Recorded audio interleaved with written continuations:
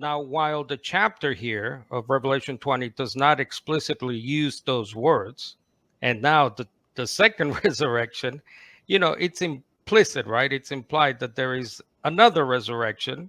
If there's a first, there's a second. So let's look at, I go back to the Old Testament scriptures, right? So let's go to Daniel 12. Some of your translations may read differently, but verse 2 of Daniel 12 says, many of those who are sleeping will wake up. Your translation might have some of those who are sleeping. Wake up means in the Bible, it's a metaphor, right? So when you die, you go to sleep. And when you're raised from the dead, you wake up. These people will be raised from the dead. The fact that you have many or some of the people who are sleeping, in other words, dead, it means that all the dead are not raised at the one time. Similarly, in when we get to the New Testament, right, Jesus in Luke 14:14 says, you will be rewarded at the resurrection of the righteous. In other words, meaning the saints, Christians only. Again, Jesus did not say all the dead will be raised at the one time. And then you have John 5. There you have Jesus saying, an hour is coming in which all who are in the tombs or in the graves will hear his voice and will come out or come forth, those who did the good deeds to a resurrection of life, those who committed the evil deeds to a resurrection of judgment. We have Jesus distinguishing between a resurrection to life and a resurrection to judgment. So that's very much in line with what Jesus will later say in Revelation 20 about a first resurrection. And then we have John 5:25. Now he says, an hour is coming, and now is, when the dead will hear the voice of the Son of God and will live.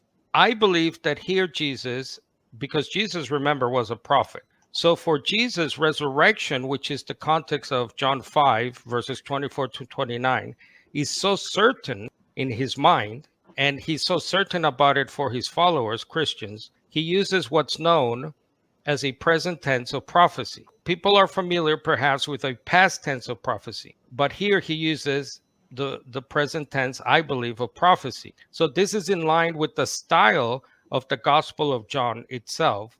And there you have other verses where actually the exact same phrase is used in John 4, verse 23. If you remember, that's the story of Jesus talking to the Samaritan woman. The hour is coming and now is when people will worship the Father, no matter the place or the structure. In other words, no matter the temple or the geographical location. So that, I believe, is in line with this prophetic way of speaking in the present tense for something future. In other words, Jesus here is making the simple point, perhaps simple, I hope, that it's as good as done. It's a way of saying that these things will happen no matter what. And in John 4:23, it could be a reference to Pentecost, when the Spirit came and people finally worshiped and understood the new covenant, I guess, was officially begun. The early Christians, mostly Jews, mostly Hebrews, they start congregating on a different day, not the Sabbath, but the first day of the week. The temple as a holy place really loses its value under the new covenant. And then you have John 16:32, which is a similar saying, the hour is coming, indeed it has come, when you will be scattered. Again, it's similar, right? The hour is coming and it's already here when you will be scattered.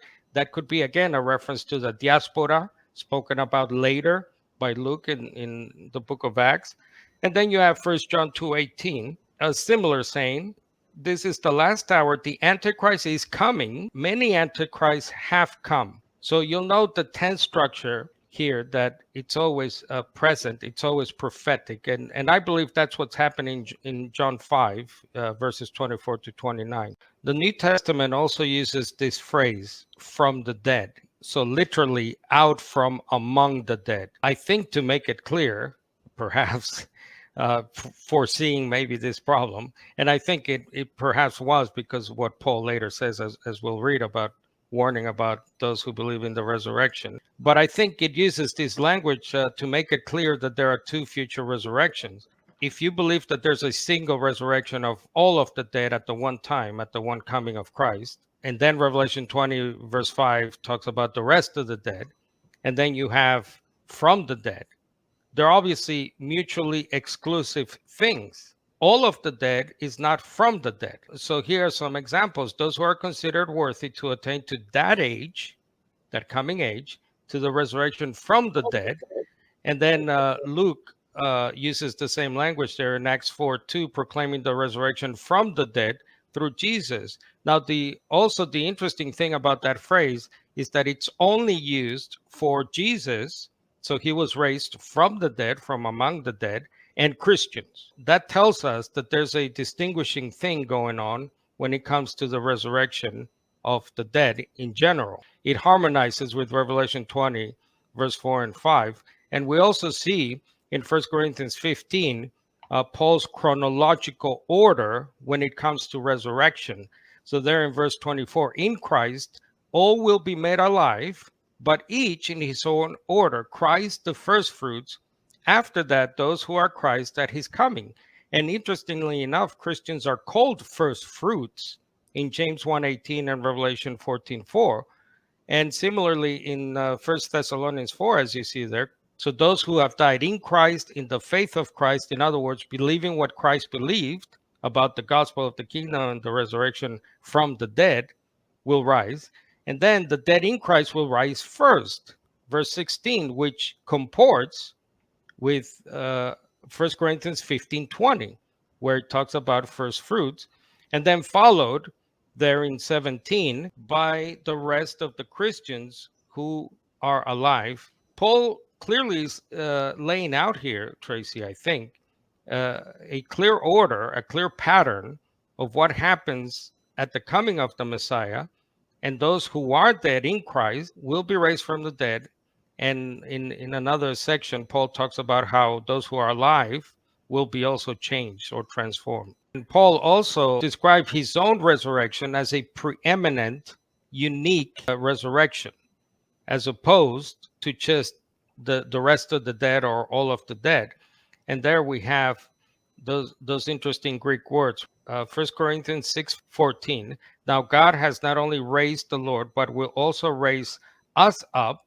So literally outraise, or it's a preeminent raising from the dead. And then Philippians 3:11 uses a very interesting compound Greek word, ek anastasis. So anastasis is the resurrection word, right? And then, but he adds out. And I believe it's the only place in the scriptures that this compound word is used. So literally, his hope, his goal is to be outraised, preeminently raised from the dead.